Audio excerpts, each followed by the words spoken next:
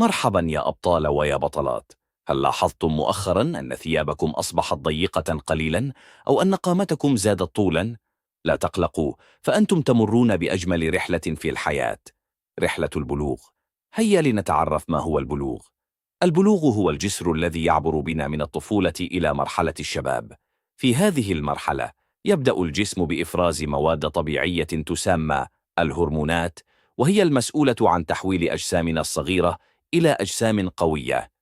وماذا سيحدث لجسمي؟ ستلاحظون تغيرات طبيعية جدا. تغير في الصوت، يصبح أقوى وأعمق. ظهور الشعر في مناطق معينة من الجسم لم يكن فيها من قبل. تغيرات في البشرة، قد تظهر بعض الحبوب الصغيرة، حب الشباب. نمو الأعضاء التناسلية لتأخذ شكلها الناضج والوظيفي. ما سر النظافة مع هذه التغيرات؟